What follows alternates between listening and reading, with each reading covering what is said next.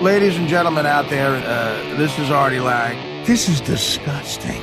Everybody's too nice now. We're all so nice, aren't we? But the thing is, we're not nice. Secretly, we're mean. That's essentially the show. It is funny. I cannot be a bigger just blob of nothingness and negativity. Party time. You want to get a little limbo dance going? Come on, I'll do it. The third person at the table was the bottom of my stomach.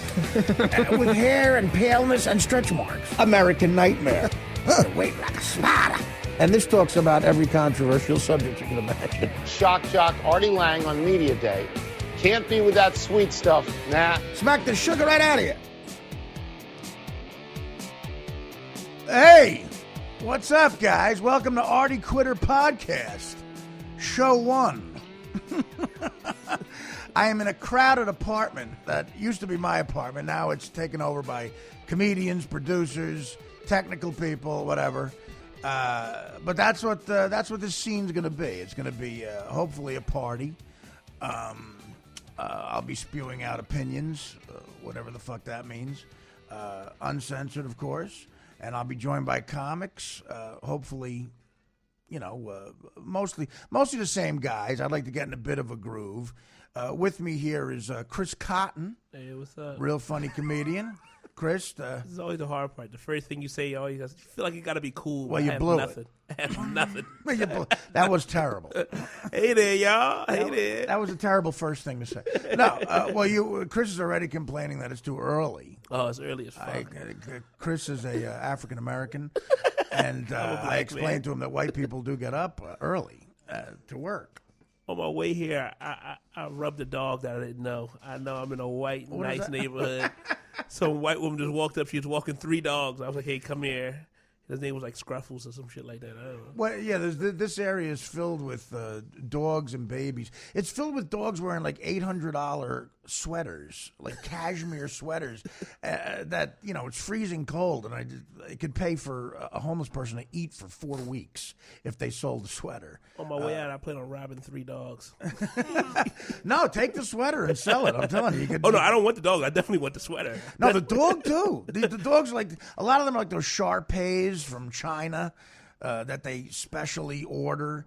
People with dogs now, they walk around with that little yuppie plastic bag that fits on their finger to pick up shit. You're a man and you work hard to go to college and you get a job on Wall Street and you're picking up a dog's shit. These poor guys just have a miserable look on their face while they're walking 4 babies and everything. Like I got a sweater dog guy, but I don't got a dog. Like it's hard to move dogs now. People keep up with. What do you mean? They like tag them. Like if they put the things inside of them. Like if you want to sell off a dog, it's hard. But selling a dog sweater. Them? What do they put? They put those chips so they can find the dog if they leave. Like a tracking system. Yeah, they track these dogs. They cost okay. money. In case someone steals, like a low jack. Yeah, they low jacking their dog. They stick it right up their ass or something. I don't know where they put it at, but they low jacking these dogs. Oh my God! I find if you just burn a dog with a cigarette, it'll do whatever you tell it. I mean, you can save a lot of time. You burn it with a lot of Newport cigarette stains on dogs. You see. Also here is Joe Matarese. Hey. Joe Matarese and I have a total of 74 years in comedy. Joe and I have worked quite a bit together. We've known each other for at least 20 years. And Joe will be here along with Chris quite a bit. Chris, I think, is hilarious. But quite frankly, because of some of the controversy I've had lately, my agent told me to get a black guy. I think it was a good move. Yeah, I mean, and I said, okay, fine. I know a guy that's willing to do it. Joe, welcome to the show. Thanks for having me, Artie. I'm excited to be part of this. I really need to just shit on you for a second, Chris. That's cool. It's 1 o'clock in the afternoon. Like, you already didn't address that. Like, it's too early. Like, what time would you like the podcast? 4:30. It's 1. It's PM. Well, no, listen, he's on comedian hours, but still, this is, you get up now. When I got the job on Howard, I had to get up, 5 in the morning. Colin Quinn called me up and said, Art, congratulations, I give you 2 weeks. And I lasted 8.5 years, 3 of them on heroin. I want to point out, but because it was worth it. I wasn't getting. If it was the Z Morning Zoo, I would not have made it. I just want to say, Chris, are you going to be able to consistently get here this early at 1 p.m.? I'll just sleep outside the way I usually do when I got it. Like, I was here an hour early. I just took a nap in the car. I'm all about getting here early. By the way, that'll end. I was like that too at Stern. I was there at 4 a.m. reading the paper. Before you knew it, I was late every day. Yeah. This was. I think this is the perfect time, man. I got 2 kids. Jesus Christ. So I gotta, this is great. 1 o'clock in the afternoon. I think I'm gonna be able to make it home to get my son off the bus. That's my goal. What time does that happen? 3:45. So now we if got I'm not pressure there, for that? he's just standing on the front lawn. Well, the kids are. You see the story about the kid, the 7-year-old girl who was in the plane crash today? Kids are smart nowadays. No, tell me this. 7-year-old girl's in a Cessna with the rest of her family. And the plane crashes, kills everyone in her family. 7-year-old girl walks a mile. Kind of like the Skinnerd story. She's like Artemis Pyle from Skinnerd. She walked a mile and found the house and saved her own life.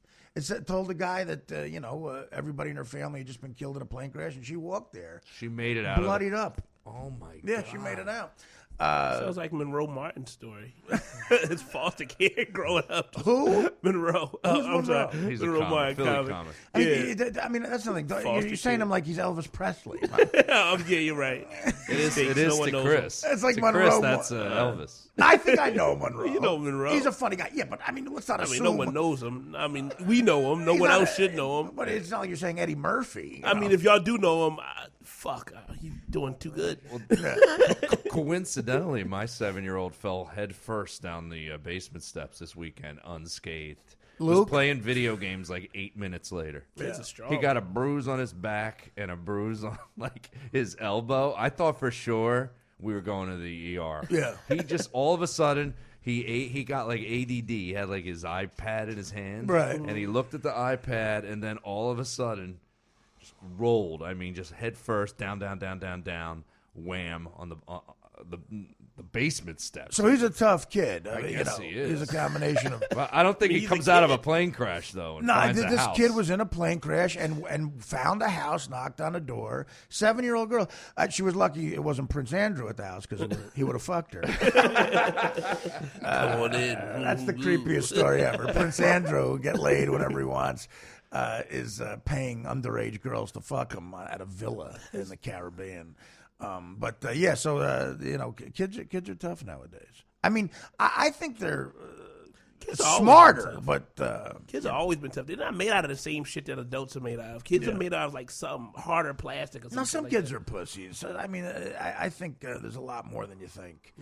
You come from a tough neighborhood, I assume, right? Yeah, I come from a piece of shit place. So. Where do you come from? This guy fights. He's got South fight Philly. stories. Yeah, I got tons of fight We stories. all and have cop fight. We stories. all have fight stories. Well, cop stories. Listen, I'm pro cop. I don't want people killing cops. I am very pro cop. Believe it or not. Well, okay, let me take off the very. I'm pro cop, but I have stories. I have stories, but I do too. I do too. Listen, I'm going to tell a story. I'll tell you a story. I'm very pro cop, but this is an honest to God true story. And this is the story I'm telling you is not about the bad cop that I used to talk about on Howard all the time. This is a cop story. Of a guy who he knew, he worked with. This guy actually had to go to Europe because he accidentally killed a guy drunk in a drunk driving thing. We were at a strip club, and he said, "Hey, I gotta drive these guys from the jailhouse to the court. We have to transfer them." It's God's honest true story. And I go, all right. He goes, "You want to come with me? Because I like having company." So we're going in like a paddy wagon. I go, fine. He goes, wait, I just have to get something. He goes in the back. We had like a locker at this strip club, and he gets a cassette tape. He gets a cassette. He's looking through cassette tapes. He goes, this'll do. So he he brings a cassette tape to the paddy wagon. It's 4 of the toughest looking black kids you ever saw in your life. They're all handcuffed together, and they're on their way. It was a drug charge or something. They're on their way to the court. So they're like 19 years old. They get in the back of the paddy wagon, and they're like, yelling at my friend and everything, like, fuck you, blah, blah, blah. He's like, whatever. And they sit in the back. He starts the car. He gets out a boombox, all right? Puts in the cassette. Puts the boombox right up against the window, where all the black kids could hear it. Right. And like he's going to play a song, and he turns the volume up as loud as he can. A cop actually said this. Before he hit play, he said, I hope you niggers like the Ramones. Oh, Jesus Christ. Ramones thing. And he hit the play I got a button. question. Did he have He hit the play button, and I Want to Be Sedated came on. That's a cop said that. Did he I have never, him? like, I grew up in those, I was never so flabbergasted in my life. Like, I couldn't believe it. They start screaming, fuck you, fuck you. I hope you, and we're like the Ramones. And then he blasted, I Want to Be Sedated. Now, so that's a true story. So I Only have way to, that could be worse if they were handcuffed human centipede style. That's the only way. So when they shit when they heard the fucking Ramones, like I have worse stories. I have ones. You have a worse one than that? Well, I've been the black well, guy. that wasn't in the story, physical. so. Well, that wasn't physical, but still, that is like those guys. Like you would, I would. If I was one of those guys, I would have speed dialed my lawyer. Oh, and there's said- no lawyer. There's nobody to call. But in other words, as pro cop as I am, like I tell that story for a reason, because if I heard a situation where that guy, that cop, was involved in something that might be racial, how could I not think, the guy, used racism came into play Right. in his decision making? How could I not think that? Really, that went through me. I mean, because you had that moment in your life where you realize, oh, some cops are just dicks. And like for some reason, people live in these bubbles where they never seen anybody do anything wrong of any authority, and they say, well, it doesn't happen because it's never happened to me. So I was like, yeah, shut your mouth. And Well, like, what's a story? What's a story you could tell that's worse than that? I have tons of words. I have a very low grade story. I just told which one did I not tell? I'll tell We the don't first care. time I got Just hit. tell Yeah, it again. I'll tell this one. It's quick. Yeah, you're not going to offend us now. I'm not about offense. This is just fast. They pulled me and my four friends. Literally, we just pulled off from my house. We were right around the corner. A cop pulled us over. I'm in the back passenger seat. Right. Back passenger. So we asked for license registration. Then the other cop on the other side comes to me and says, I need your license. I said, I don't have a license. I'm 18. I didn't bring a license out, which is reasonable. Right. And then he says, well, give me a social. And Your social security number? yeah. Right. He can run. And I literally said, why do you need my social? And my friend just started nudging me. I'm like, no, this is fucking wrong. You can't ask me for my fucking. There's nothing in your computer that you can even put this in. Like you can't use this. And He was trying to get you a credit card. it is all the shit I'm Yeah, saying. what's Wanted his to see your motive? credit. I don't. Okay. Wanted to see how black you were. Who knows? But they keep nudging. Sir, how black are you? Give me My your credit social. score I'm going to run stinks. this. This credit sucks. So what Guys happened? coming downtown. Long story short, the reason why my friend was nudging me, because come to find out, one of my friends had a gun in the car. Didn't know that at all. Oh, Should've well. had me. See, but they didn't know that either. They were just being racist pricks. Right. But this is the funny part. They got out, they searched us all. Somehow did not find the gun that was under the seat. It was a 22. He kept sliding back and forth. Didn't find it. And we pulled off and went to Fridays, and they was like, dude, you should have shut the fuck up. went I to was like, Fridays? We went to Fridays. When, So they weren't even good cops. They missed the. Oh, they were horrible, shitty cops. They just wanted to harass some kids. By the way, I want to point out though. By the time we got to the courthouse, it was clear that they liked the Ramones. They did. Yeah, they really did. growing. I mean, Same it's, very, band. it's very hard to not like. The I Ramones. love that he picked the Ramones. It's hilarious. He was looking. I started to think of what happened leading up to that, and I started putting. He was looking through cassettes, That they would and he hate. found the cassette, and he went, "This will be perfect." Like I don't know what he meant by it at the time. What part of Jersey were you in? This is Central Jersey. This is just south. You know what? It was in a town called New Jersey, which is from. It's from Plainfield, Wouldn't yeah. you? I would say Philly's probably more racist, right? Even more racist. Well, the closest They're- I've they're ever Philly's the closest worst. I've ever been to a Klan meeting is the upper deck at the vet. Yeah. That It's is just different. It's that just is nuts. different style of racism. The Jersey racism is like, they keep it in the house. It's like, they're not coming in here. Like, Philly is like, we live around them. They can come on our block. You know what I mean? Like, they can walk past the front door. Yeah. They Oh, sit on- really? Is that they could walk past the front They door? walk past our front door. Did you ever have a situation where you brought someone home from another race? Or My family didn't give a fuck, They but, didn't? My grandmother had a problem. Oh, it's been in With an reverse, though. interracial. I brought a Puerto Rican girl to a wedding, Ooh. and they were like, "She's black." I'm like, "Oh, she's just dark." Right. Did you try the Sicilian thing? Sometimes that works.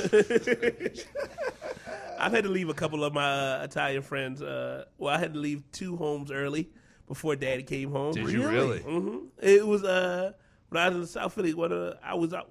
There was one kid. We just over there. We didn't have school, playing the Super Nintendo, and he was like, "Yo, you gotta leave at 2:30 because my dad gets home at 3." And we was like, "Why we gotta leave?" Because he doesn't like black people. He was like, Well, he was up "That's front. to the point, yeah." Well, let me ask you this. So Tell we me if left this at is racist. 2:45. I'm just being honest. This thought popped into my mind. Tell me if this is racist. But I couldn't help but it came to my mind. One of the hottest chicks I ever fucked from being in show business was a Playboy lingerie model. She was blonde, and I met her when I was doing the sitcom for Norm, the Norm show. I met her through a friend of mine, introduced me to her. And she just wanted to get on television. So I did a full court. She was a fucking 9. I did a full court press with this chick. I with took the her. Cosby. I took her to the Warner Brothers lot where we shot the show, and I took her on a full tour of the Warner Brothers lot in. Jesus, what went down? That was a Lost guitar. the That was a Wow, guitar. Cool. I took her a full tour of the lot, with the old Western town and everything, and they shot Friends there, they shot ER there, and everything. Right. And we went out for about 4 weeks, and I banged her like about 4 or 5 times, and really, really smoking chick. So one day, she's at my condo in L.A., and I had a huge bet on the Giant game. But I'll get to gambling later. I fell off the gambling wagon. I'll get to that later. I noticed. Yeah. I So read your tweets. So yeah. So the Giants, in L.A., the Giant game started at 10 a.m. Obviously with the time difference. So now I got this broad laying in my bed at like 9, and I'm going, I got to get her the fuck out of here because I want to go and watch the game. So I say to her, listen, do you mind? Can we get out of here? Blah, blah, blah. She's like, oh, I'm sorry. And she was real cool about getting rushed out. She was like a well-trained whore, basically.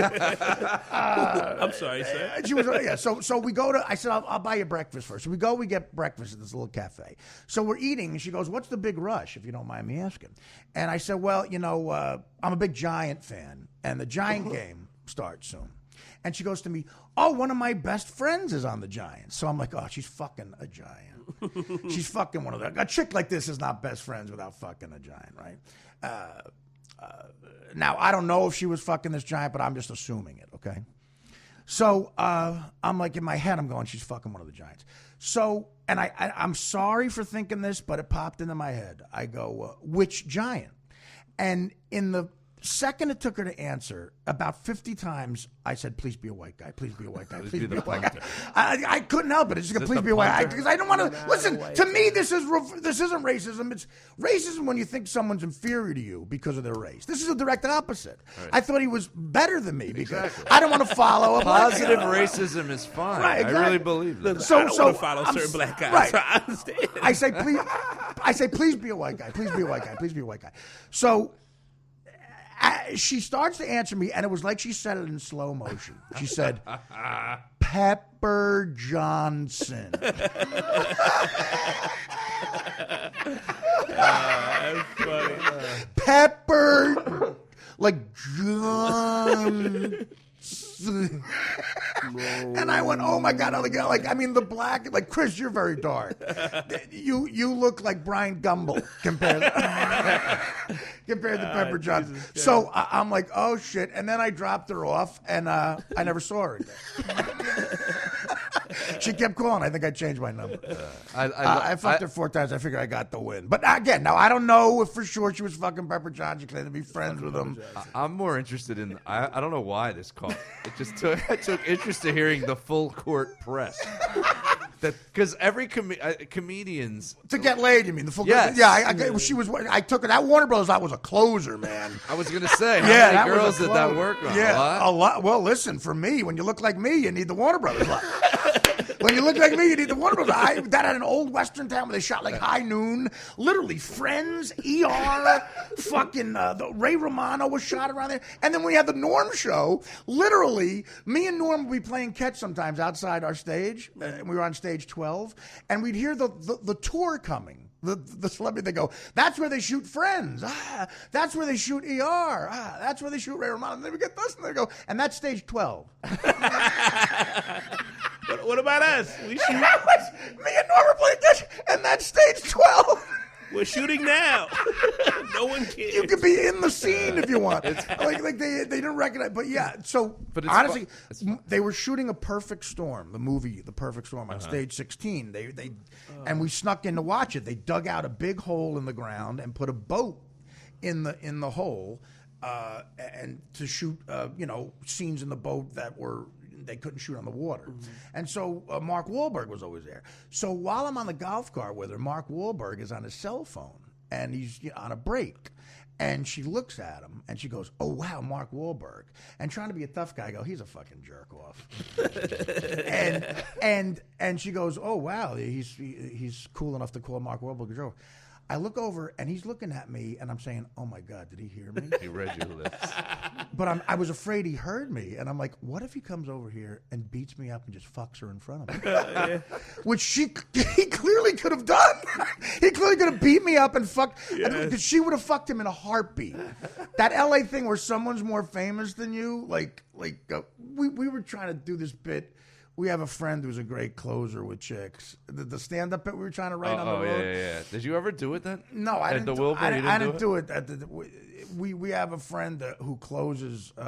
He's a good-looking guy, and he can pick up a chick with a look just by looking at her. Mm-hmm.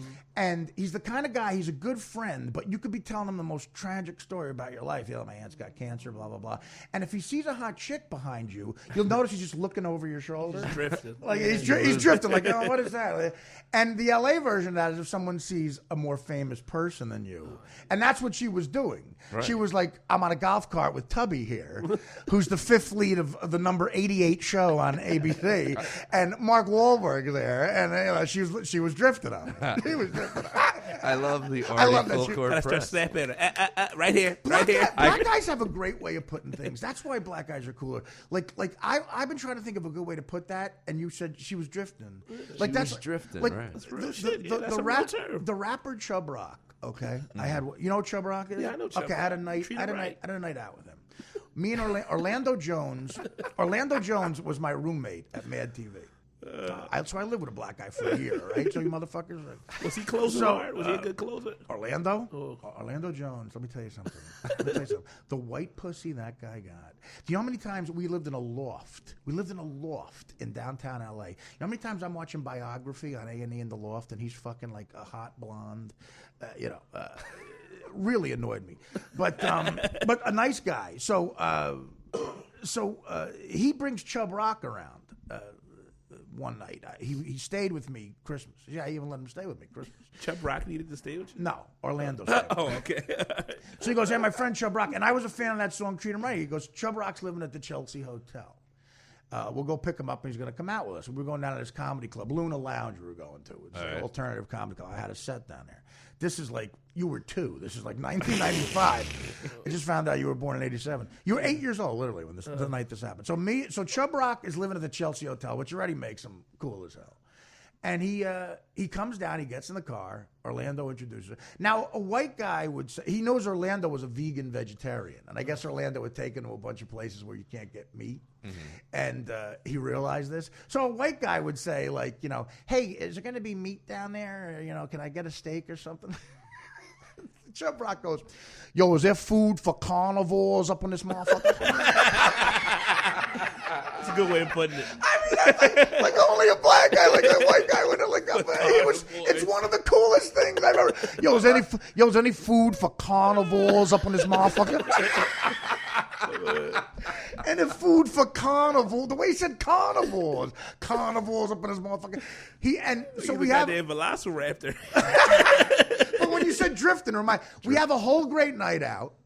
Now, I had my mother's Thunderbird because I was back from the West Coast visiting. And Orlando, of course, picks up some chick. He's not with us at the end of the night. So Chub Rock says, yo, man, I got a recording session. And, you know, people would rent out from midnight to like 6 in the morning because they got a cheap thing, you know. So it's 5 a.m. And he goes, could you drop me off? It was on Great Jones in the East Village. I remember that. So I pull up, and this is the last thing Chub Rock said to me. I haven't seen him since. He goes, you want to come in? And I'm like, no. And we chat a little bit, and he gives me, and he shakes my hand, and he goes, he shakes my hand, and he goes, okay, I'm going to drop some lyrics for this nigga. And then he shook my hand, and I haven't seen him since. That was the last you heard of Chub Rock. The first thing he said was, "Is there any food for carnivals up on his motherfucker?" Okay, I'm going to drop some lyrics for this nigga. And Chub it was Rock is 1994. the coolest motherfucker He ever. really was. And that song, Treat Him Right, is 1990 Chub Rock on the scene with the like the way, what do they call it, flow? Yeah. Flow. Yeah, he was nice. Chubb had a nice flow. I love Chub Rock. But when you said drifting, like a black guy says drifting. A friend of mine, John Viner, who writes for the Family Guy. Now I'm name dropping. He had a bit about You're name dropping with a guy nobody knows. Yeah, he had a bit about how black guys can't have shitty names. What do you mean? He's like, yo, man. He's like, Eugene's like Eugene, or E. Eugene would be E. He has like a whole bit about E or Gene. you can't give a black guy a shitty name. He will just cool it. I would call him Eugene. Yo, Eugene. Yo, it's Eugene. Eugene. Call me E. Is he a stand-up? He did stand up for a little while. He does it here and there, but he's more of a writer. He's like one of Seth MacFarlane's like right hand man. Okay. Actually. All right. Well, then he's probably got cash too. He's doing. Has he got very points in that shit? Is there any food for carnival? Well, you were mentioning your buddy Jimmy Palumbo was mentioning Hancock Park. He lives in Hancock Park in this. That's an unbelievable old house. money place, and Ellen DeGeneres lived in Hancock Park. I read that in the paper, and Portia de Rossi was out there like yelling and shit recently. That's and I'm like, if your face was buried in Ellen DeGeneres' pussy for 6 years, you'd be crazy too. I wanted to tell you my pathetic full court press. This is how pathetic. Go ahead. Because I love. Well, listen, again, I'm admitting I needed this to get laid. And I think- this chick was hot, who's maybe fucking Pepper Johnson. Yeah, well, when a girl's definitely like, was fucking yeah, Pepper yeah, Johnson. because that's when I did it. Pepper Johnson. Because I remember a girl in an acting class was like a 10, and I was The like, story's already bullshit. I ended up dating this girl for like 6 months, but I remember the first time we hooked up, I was so paranoid. She found out I was a stand-up comic during the first class. She goes, "Oh, when are you performing?" And I go, "I actually have a set tonight." And I didn't think she'd say I'll come. She goes, "Oh, I'll come." So risky. And I had an If you I had an bomb- 11 o'clock at the comic shop. So this is how old and pathetic it was. I had a cassette tape in the car of me destroying.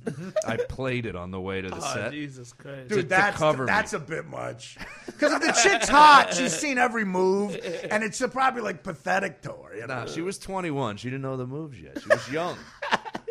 They learn the moves quick. Do Those they? Hot chicks learn the moves quick. I don't know what's going on with anything. I remember I brought her. She's to drifting. She was drifting. I brought her to the comic strip once, and dude, and Sherrod Small and Tony Rock were like on her, like you. I was like, Sherrod, you don't bring a get the broad around. fuck you Sherrod. got from her. you got two hard closes just hovering. A Sherrod is like in your face.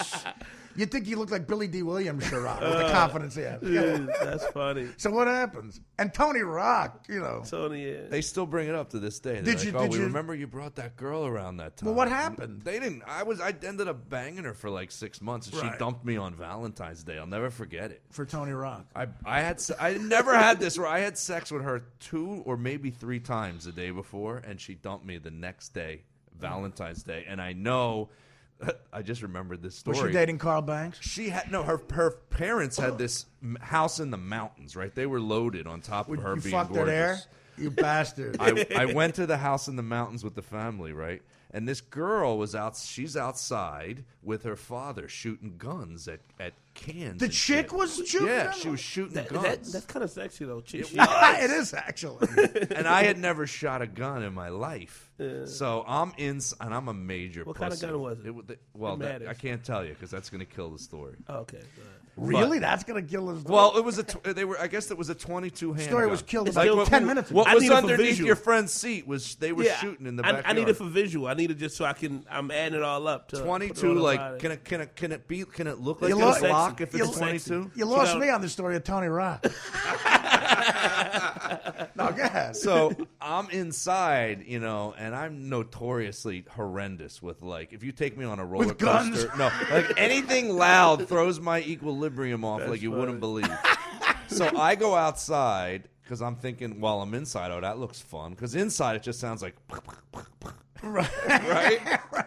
So I go outside and I go, hey, can I try it? And stupid me, I hold the gun sideways. Oh, Jesus Christ. And I start talking shit. You think to you're a Bruce tree. Willis? Yes. I start talking shit to the tree. Yippee-ki-yay, motherfucker. But honestly, you're not supposed to hold a side. Can't it like backfire? Not a 22. 22s are like BB guns. Yeah. This is how much of a pussy I am.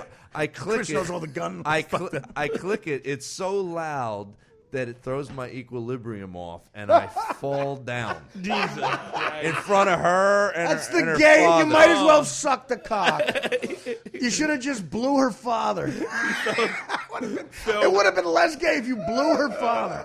Fell in deep throat of her slow brother, right? Gong, gong, gong. I can't get out. Frank some beans. Exactly. Never forget that. I'm at dinner with the whole family, like a half hour later, with this sound in my ear. I broke. Dump me the next day. I was dating a chick. I broke a thumb once, and I couldn't wipe my ass with my right hand. And I took a shit at her apartment, which was the worst thing you could do. And I tried to wipe my ass with my left hand, and my equilibrium got thrown off from it, and I fell. I hit my head on her. Fell in the toilet. Because I tried to wipe my ass with my left hand. I couldn't even fuck me up. These are some of the best uncoordinated white stories I've heard. In I want to hear. Sorry, Muggsy Bogues over here. I want to hear the Chris Cotton full court press. I would be I have a full. You don't have a move? I'm so out there. I've been so out for so long, and I got in so early. I don't think I even have a move. I just you're married. I'm and you've married been like a married a long motherfucker. time. First of all, is it hard being a black guy named Cotton? No one. You know what? It's cool as that's shit. kind of I'll be honest with you. It's cool as shit though because I've never unless I'm with my dad and my brothers, I always know somebody's talking to me. Very easy. What's I up, would've Cotton? changed that name. It's a dope name, especially for the stage. Chris Cotton is a great name. Yeah, but it's got a bad, connotation. It got shit. No one gave you shit growing up with the last They name tried, but I was. You were quick. Yeah, I was quick. I was quicker than You you. gotta be You were fun. this size, probably. I was. You told me you beat the I was shit pretty. out of I was guys. pretty. I was pretty big. I got into a nice. So you don't have a move because you got in early. I think I had moves. I don't know if they even are in context due to the fact that I got out so early. Yeah, no, I hear you. So, but I do have. This is the funniest shit ever. I stay in an apartment with it's me and 3 other comics when I'm in New It York. sounds like a blast. It has its moments. Sherrod and Tony very Rock? Funny. Just my one of my roommates. His name is Reggie Conquest. Doesn't matter, but I'll give him that. Monroe Martin and John Viner, you guys are really breaking out the A-listers. I don't want to name drop, but Reggie Conquest. Now, but one day he's over, so he's fucking this chick in the back room. I'll sleep in the living room, just so you know. I sleep in the fucking living room in a futon. He's fucking this chick in the back room. Oh. But before he started fucking her, we have this group text we in, like me and all the comics we cool with. So he's literally just sent the group text out, like, yeah, something, suck my dick, something, da da da. All of a sudden I hear, ha, ha, ha. Right? Then all of a sudden, 40 seconds later I see, yeah, pussies. I'm like, he is right back on it. It was the funniest Maybe she might have been shit. texting her while he was Oh, no, he was done. Because after that, he was just full blown right back in like nothing happened. I was just, it was one of the, I mean, now I just tease him whenever chick's over. Like, I don't hear anything. I don't fuck with him on the group text. I want to introduce Jimmy. I got one more racist story about a kid I grew up with. Irish kid I grew up with. His mother used to have holy water on the side of the door. I actually told the story on Howard, I think. And you used to bless yourself with the holy water before you left your house. Literally, we got holy water from church. So we go out to play stickball, and she go, bless yourself, in the name of the Father and the Son. So I'm about 12 years old. His older brother was a degenerate gambler. So he's watching a Knick game he's got a bet on, 4 feet from the holy water. We're walking out the door, and the woman goes, bless yourself. So I go, all right. I get the holy water on my hands. I go in the name of the Father. So when I get to the Son, his older brother screams at the TV, shoot, nigger! Screams at the TV. I'm at the Father, the Son. Shoot!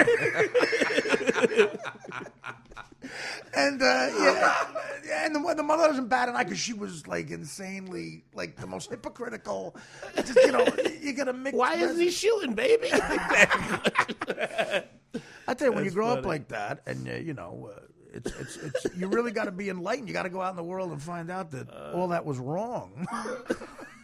Until you see your buddy who's a cop in authority. No, but so my point of telling that story is like I like to be pro cop, but I'm not an idiot. I realize, and you can't.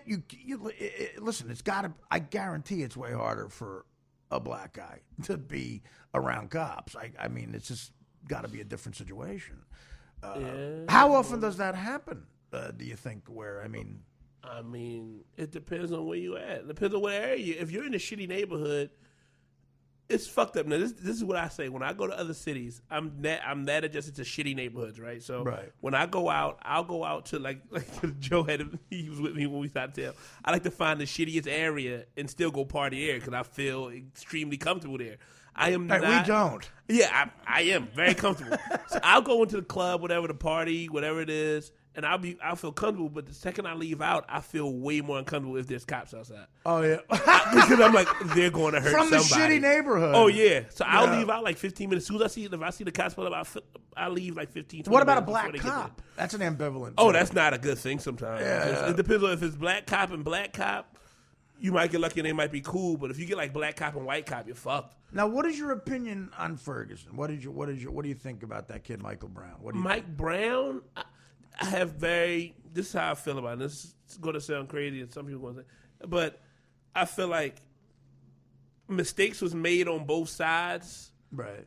And everything was so inconclusive with the evidence because everybody it was all testimony one sided. You know what I mean? And the other testimony they brought forth, they just ignored that shit. You know what I mean?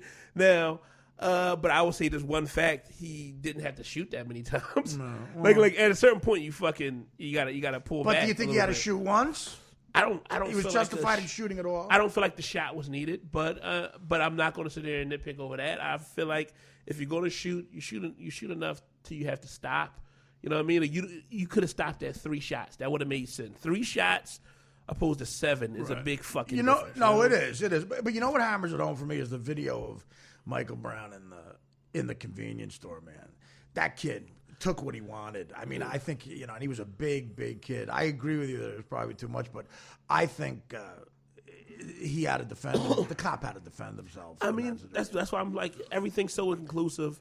I mean, that story, it's like it's not cut and dry. Eric Gardner, that shit's pretty ugly. You can't really argue that. Video. Well, listen, here's my argument with that.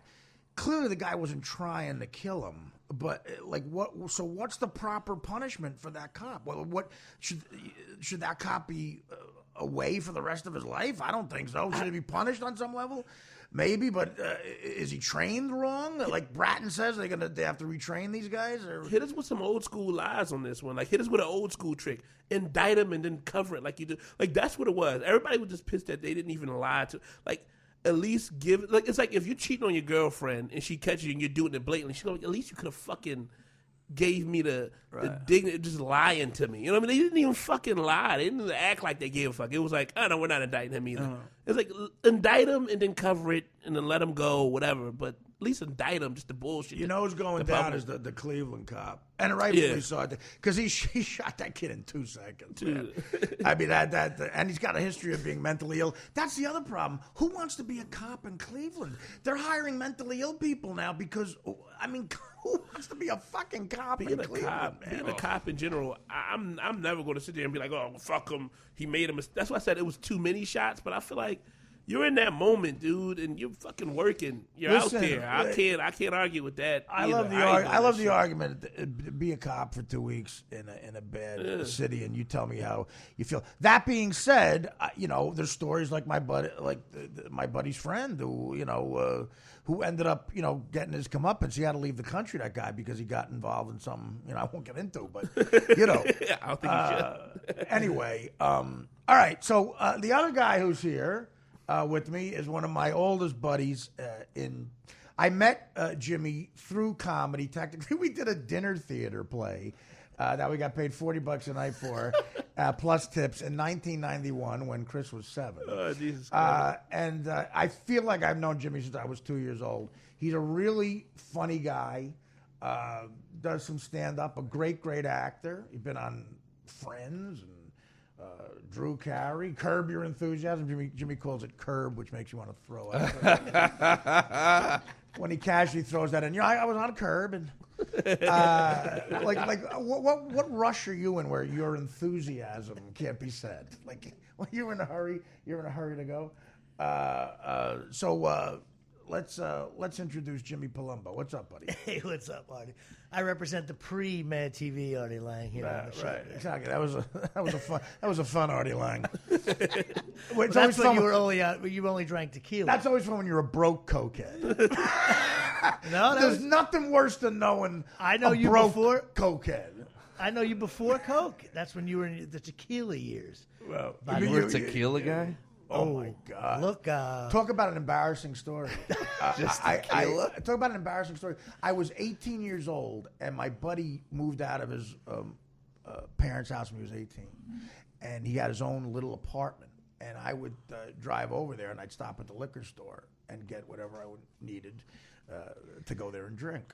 So one day, I'm with my mother. I took my mother to the supermarket to help her with the bags and stuff. We park. The guy who manages and works the cash register of the liquor store sees me right in front of my mother. He points at me and goes, "Tequila Man!" I'm 18. My mother goes, "Is that your nickname?" Is that your Tequila Man? Is that your nickname? That's funny. I did a voiceover with Artie, and there was a clinging noise that the producer couldn't figure out where it was coming from. Oh. And that's because Artie had a vat of tequila in a glass, and the tequila glass was hitting the microphone while he was talking. And then instead of being yelled at and screamed and kicked out, the guy just said, "Artie, just give me the shot of tequila. It's affecting the voice over where are you going to find a guy at 2 a.m. who sounds like Greg Allman?" Artie drank tequila. Well, that's the gang. We're going to take a break here. That's the gang. That's the this hopefully might be the core group.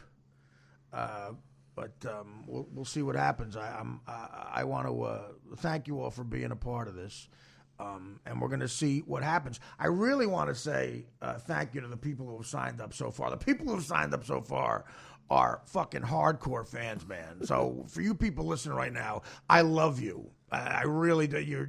You're good fans, and we're going to try to do good shows for you. And this is the vibe it's going to be. Stories, laughing, having a good time. Rod from Bayside, if you listened or watched my DirecTV show, Rod was our phony phone call guy. Him and his smoking hot girlfriend, Marcy, are here. And Rod has brand new phone calls that he made. We'll play some of his old classic ones and some new ones when we come back as well. Rod, welcome to the program. Great to be here. Yeah. Thanks for having me. And Marcy, welcome. Marcy's in on the act. He made her make a couple of phony phone calls. Hi. How are you? Marcy is adorable, by the way. And Rod looks like, in the words of Woody Allen, something you might find in a live bait shop. James Flippin's here. James, also from the DirecTV show. James is a co-producer. That's what I call him, tech guy extraordinaire. James, I love you. Thanks for being here. He's going to be here every day. And, of course, Chicago Dan Filato, who nursed me back to health after pancreatitis. I'll get into that. I'll get into my gambling. I'll get into baloney-titted Chris Christie, the big baloney-titted motherfucker who let Jerry Jones motorboat his big fucking traitor tits, fucking asswipe, dick face, cunt rag from Jersey, North Jersey. He's from Livingston, New Jersey. You know who's from Livingston, New Jersey? Chelsea Handler, another baloney-titted cunt.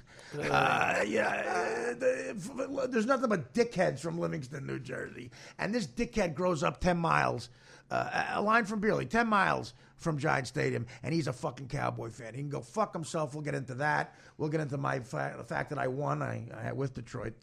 Detroit covered. And I hit the over on the safety in the Steelers game, so I am back gambling, which means it'll all fall apart soon. So, how much did you win in your Stuart Scott polls? Huh? Ooh, too soon? What'd you say? Too soon. What did you, I didn't hear what you said. How much did you win in your Stuart Scott poll? Oh.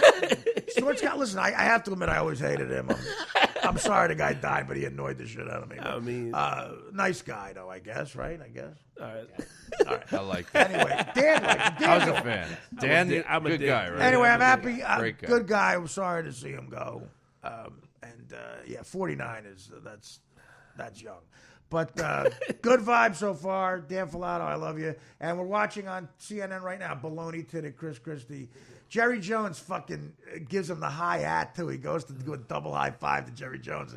Jerry Jones is hugging some other guy who he probably fucks 16-year-olds with. Just kidding. All right, we're going to take our first break. It's been fun so far. When we come back, some phony phone calls and some more fun. The Artie Lang, Artie Quitter podcast.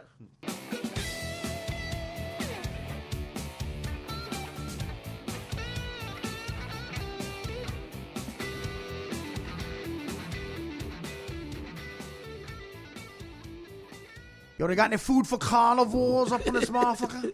I can't stop saying that. I'll put myself to sleep saying that. Carnivores. Test. Do I have a low mic? You realize we're on the Do I air, have a right? low mic? Are we? We're doing the show. Oh, yeah. jeez. I didn't know we were back. Yeah, that's all right. That's All fine. right. That's good. fine. Testing 1, 2, 3. Testing 1, No, 2, we 3. don't have to restart it. That's fine. I like that. I like the. It's real. It's a yeah, podcast. I do. Yeah, really. We don't have to restart. Joe knows he fucked up, and that's fine. No. Start again. Joe. No, we're not starting again. No. I refuse to let us start again. 15 minutes of starting again. Of course, we People are paying for these memberships. we So you're have going to have to. fuck-ups. We have to. Yeah, thanks for bringing that up. We have to work quickly here because Luke, of course, is getting home from school. Someone said on your feed, this isn't a podcast. This is a radio show. That's what they said because it's not once a week. It's are we calling it a podcast? Well, what else is it? It's a podcast, right? I don't know. What considers it? What's the difference between a radio show and a podcast? But you can't. This is not on a radio station. They download it on the internet. Okay. They download it on the internet. Jim, you're not helping. You're over there with this fucking Rutgers shirt on. The Rutgers stuff annoys the shit out of me.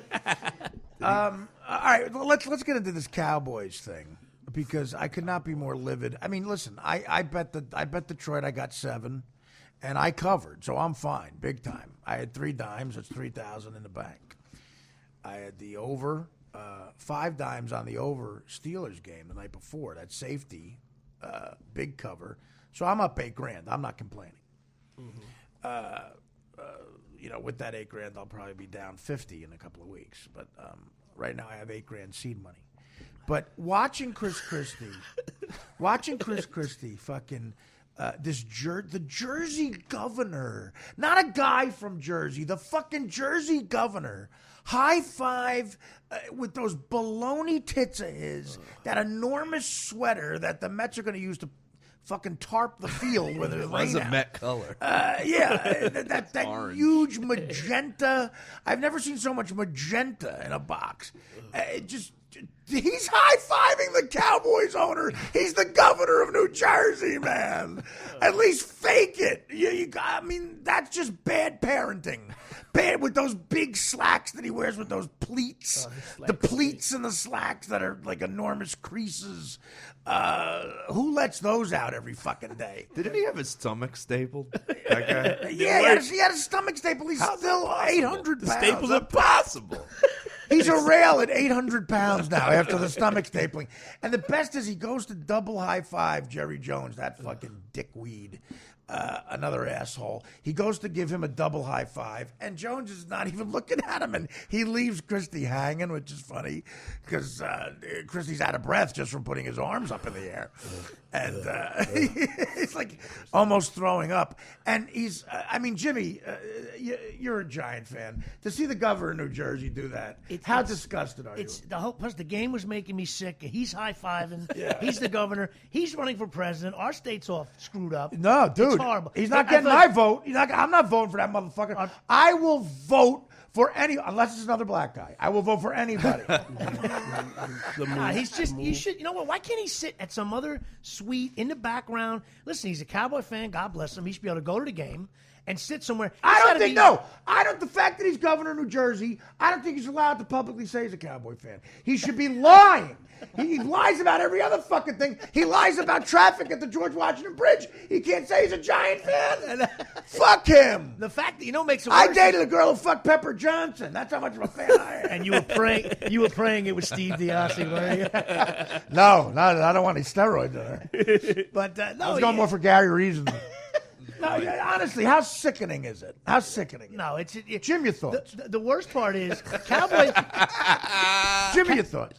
Cowboy fans hate the Giants, so it's not like if he's a fan of the Vikings and you live in New Jersey, you don't mind. They hate. We hate each other. And they play in Jersey. It's awful. And I feel. And listen, to some more. Issa, how do you pronounce Issa's last name, Danny?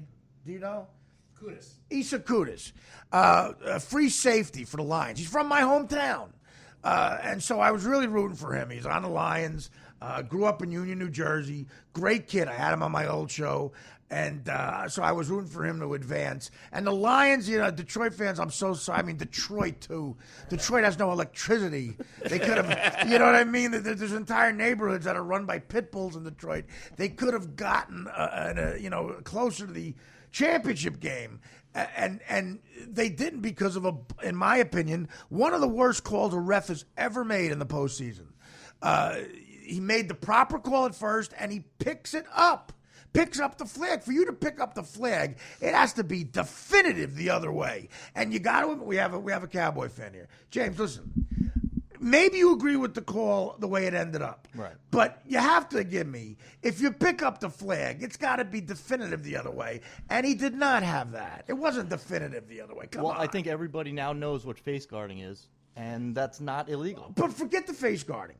What about the contact? He made contact with the guy. It was minimal contact. But it was contact. He affected him it was catching the football. Wait, what is the face guarding? What is that? Explain that to me. What is that rule? You're allowed to do it now? You can completely just block a guy's face, even when you're back to the play? Everyone used to think that you have to look back at the ball, but that's not the case anymore. You can just run backwards and put your hands in as long as you don't touch them. Now, what? Say it again, Joe. What can you do? You can just run backwards and wave your hands in the air so the guy can't see the ball coming. In college, it's a flag. In the pros, it's not. Yeah, really? But I'm not talking about that part. I agree. I'm talking about the contact he made. Watch it. He affects him catching the pass. He called the flag. Now, the referees do not huddle every flag and say, what do you think? You sure about that? No, they throw the flag. That's it. Done. That's the call. Unless it's like stepping out of bounds where he says, no, I saw his foot. It was out of bounds. Any of those subjective calls, which pass interference is, you can't pick up the flag there. Right. You just can't. And if you do, it's got to be so definitive the other way. Whoa, I blew it. To where the flag fell out by mistake. Yeah, the whole crowd's booing. Everybody's yelling. No one was saying anything. Why did he pick it up? Of course not. It was the right call, and then he just changes it. Made no sense. And plus, the mistake they made, too, they didn't huddle before the guy started marking it off. I mean, they were on and then, well, you know what's worse? And we haven't talked about this yet. Des Bryant ran out onto the middle of the field, okay? Right. You know what that is? That's 15 yards, unsportsmanlike conduct, and now they're at the 14. Instead, nobody makes that call. Yeah. Yet the other day I saw somebody's helmet pop off, and they called a flag on it, because he took off his helmet. Yeah. You cannot run onto the middle of the field. When's the last time you saw a player do that and not get a penalty? Well, in all fairness, Des Bryant also beat up his mother. So, I mean, the guy, you can't trust anything that guy does. Hey, don't hate the game, hate the player. I'm just going to do Stuart Scott quotes. I thought it was the other way around. We should. Is that we your should tribute do to it. Stuart Scott? Yeah, I literally fucking looked up a quote. That I guy was literally- as cool as the other side of the pillow. I literally looked up Stuart Scott quotes while I was talking. I'm just going to talk When about Stuart Scott, quotes. when Stuart Scott would get black, like when Oprah would try to do that thing, like, "Hey girlfriend," throw that in. Yeah. When he would do that, oh god, Booyah. booyah! I wanted to call. When he would say booyah, I would say, not only do I hate this, what's stopping me from driving to Bristol, Connecticut, and caving in the side of his face with a fungo bat? Like what is stopping me from doing that? Because like gravy on a biscuit, it's all good. You see, again, another great saying. As cool as the other side of the pillow. Another great, exactly. Cool as the other side. You got of them all listed. It's as cool Give as me another one. Cool as the other side of the biscuit. Don't hate to play it.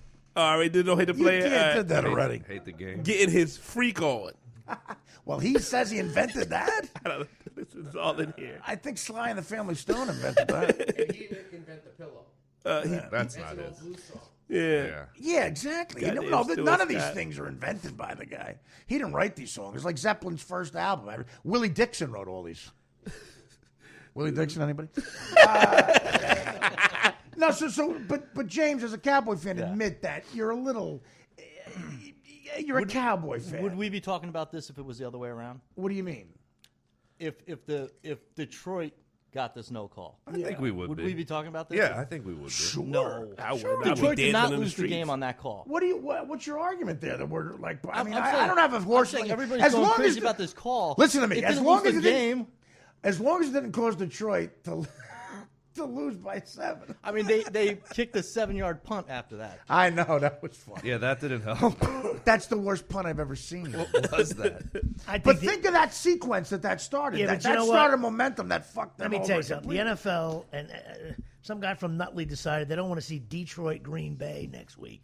That'll have 8 people watching. So instead, Cowboys Green Bay. Explain the Nutley reference, please, because people are desubscribing as I. Well, I'm only trying to explain things. to Nutley you. has a lot of Italian Americans, so you're saying a bookie decided. Well, I mean, Or Chris. I'm just saying. Is that your anti-Italian? No, I'm half Irish and half Italian. I'm just saying that's what happened. Nobody would have cared about Detroit Green Bay. Detroit. Where'd you get that? Detroit. What's Detroit? Detroit. Who are you, Al Sharpton? Detroit, Sam. Bank robbing. No, I think that I understand your argument, James, but I'd be talking about it either way. Sure, I mean because it was a very obvious thing to me. If you pick up the flag, it's got to be definite the other way. It's like when you review a play on, Sure. slow motion or something. It's got to be a definite thing. Yeah. That pissed me off. NFL becoming a bunch of pussies. They are. I agree. Is I'm that one a of those Stuart people. Scott thing? No. This is all Chris Cotton right there. They're all pink on the fucking Booyah. inside. There it is. So who? Wait, I've got some Stuart Scott quotes I found. You ready? Yeah, go ahead. They're all pink on the fucking inside. It's a good one. If the bitch talks, she can get hit. I'm knowing Stuart Scott.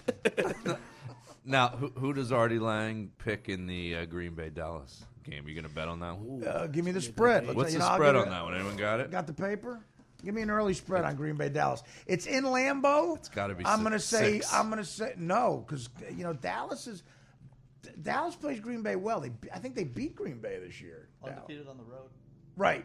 So I'm gonna say 4 points. Cowboys are getting 6.5. Ooh, nice. I like. You know what? I like. Ravens are getting 7. Panthers are getting 11.5. Cowboys are getting 6.5, and the Colts are getting 7. The Panthers betting the lock of the week.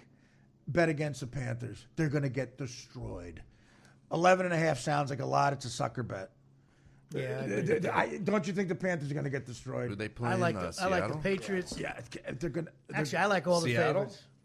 I think Who are the Broncos- Panthers playing? They're playing. The Seahawks. Yeah, the Seahawks. They're gonna lose by 4 touchdowns. That's my lock of the week. 11.5 sounds like a lot, but I think Seattle's going to destroy them. You know what though? I like Cowboys. Flippin', what do you and the think? points. You don't think so? I think Cowboys and Carolina? the points a good bet. Chris, You like- Chris, no, you're no. sleeping on a futon in Cowboys with are 3 good, comics. man. What do you want to put on that? I would An go like egg? $20. $20. Is that wanna a good bet? Is that a good bet? $20. You know what? I want $8,000. I'll buy you another futon. Get him a nice. Are you real? So you're not. So how are you still on the futon now, or I thought you got a place? No, okay. This is going to be the saddest fucking story ever. I'm off the futon not because I paid to get off the futon. It's because one of the dudes who was a roommate moved out, so they just don't have anybody sleeping in the room. So I just took the bed in the room. Oh, good. So I'm in a nice bed too. That's for like a month. That's like when a married guy's wife goes away for a week. You're like, yeah. The amount of jerking off that's been going on. I love you're excited about it. It's a month too. It's a good month. So, dude, you grew up in Philly, and you're enough of a Niners fan to where the cover of your phone is a 49ers fan. Yeah, I'm a huge Niners fan. Oh, man. that sucks. Fucking, I hate the Cowboys. They suck at that. Me too. I can't stand them. And our fucking enormous governor, Ugh. our disgustingly, morbidly obese governor, obese Witherspoon governor. I can't stand him. Watching him high five, he's a goddamn New Jersey governor, man. Well, you know he's already high-fived him before, right? I know. Okay, from the I'm saying, in the but Philly this is a game, playoff too. game now, too. Over there getting jiggy with it. Yeah, exactly. Got more quotes. Is that? Well, we know he didn't write that. I mean, it's still Bob quotes. Dylan wrote "Getting Jiggy." Straight butter. Jerry All right, Jones looked like Princess Leia next to Jabba the Hutt. And plus, Giant fan, you're sitting there, you're aggravated. It's a Sunday afternoon, 2 weeks of holidays. I'm sitting on the couch. My daughter's yelling and screaming, and my wife's yelling at me. And then I got to watch him jump around like a baboon. I couldn't. It was awful. Yeah, he really is disgusting. He's like probably sweating. What does his taint smell like after watching a game like that? He's all sweaty. What does his ass? It is taint day here at the stadium. All fans ain't seen over. Come on up. Do you know those industrial like salad prongs that they use for catering? That's probably what you would need to get the underwear out of his asshole. After a game like that, he's sitting on his fat ass the entire. You would need the jaws of life to get the underwear How out about of the his flight back? ass. He probably took a flight back right away. On a private jet, affecting the jet's landing. I'm sure the jet's doing a wheelie because he's in the fucking back. On the Cowboy jet, I bet he took the Cowboy jet home. I fucking hate him. Killing me. And the Niners. Let me get to you. let's As a relax Giant fan, over here. you We were don't born in need to '86. This guy was born in '87. By the time he was born, Joe Montana cost me $200,000 already. And Steve Young fan. Steve Young fan. You were 8 years old when I had the fucking Chargers in the under 49-26 in that Super Bowl. Didn't you catch shit from your Philly friends for not liking the Eagles?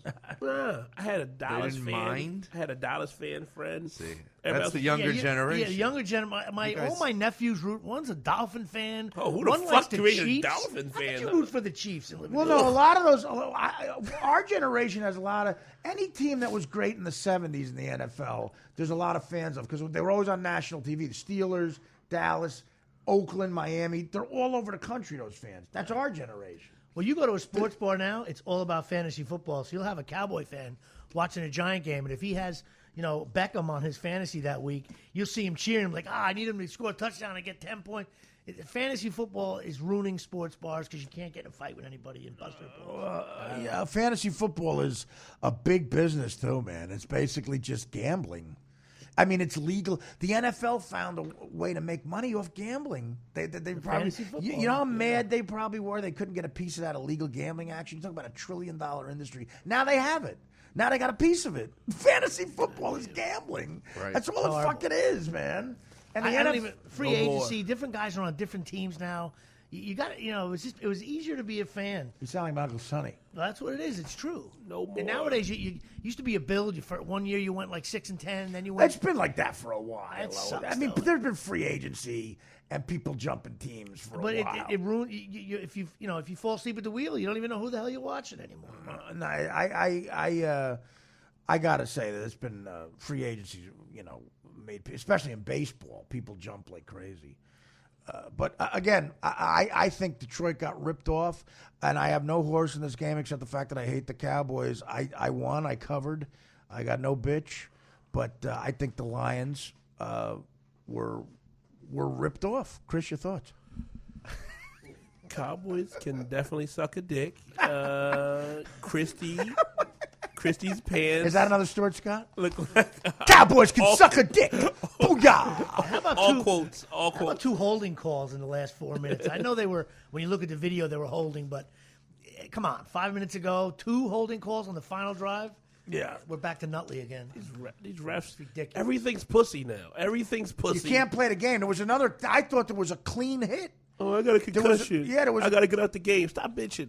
Is that wrong? concussion. I think we The better. shoulder hit? Oh, is that That's wrong? another Stuart Scott thing. The shoulder hit on the wide. I got a concussion. Oh, that shoulder hit. Yeah, You know yeah, what? yeah. I thought that was another a one. legal hit, I too. thought it was legal too.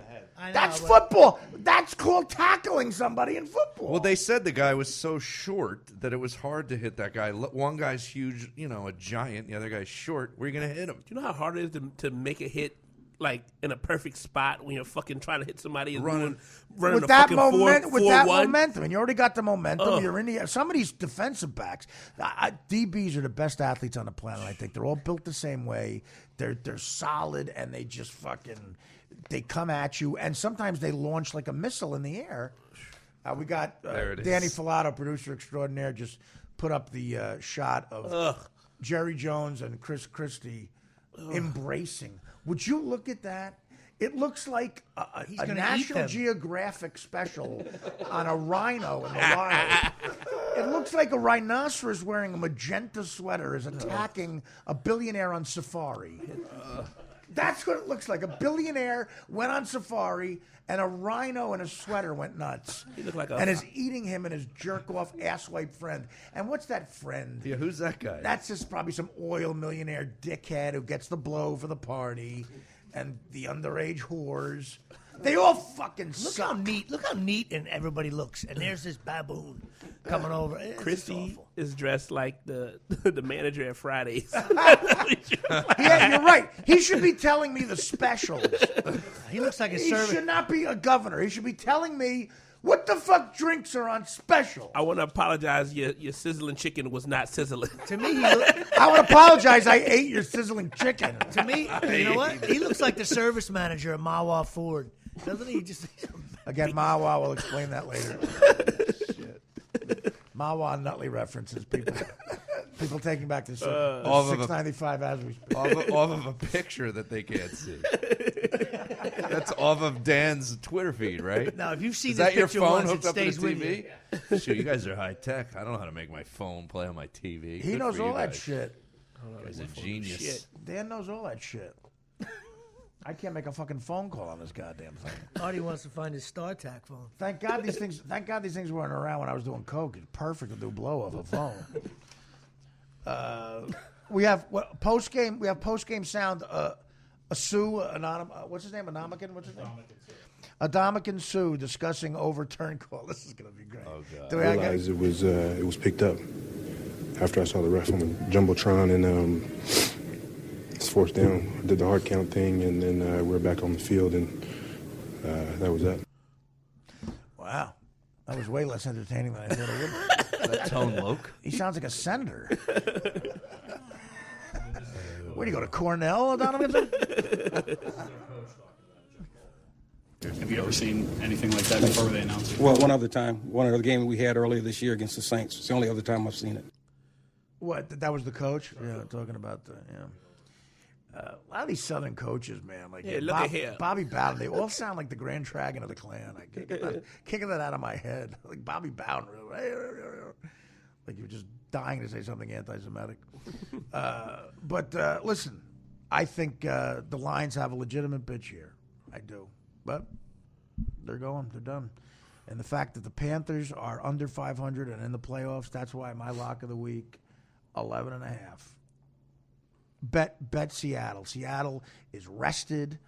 They are well coached and they are ready. Their defense is going to hold Carolina. You think that spread's going to move? If Carolina scores 10 points, it'll be. You think that spread's going to move up to like 13? It'll go up. If it does anything, it'll go up unless there's an injury to Seattle or something.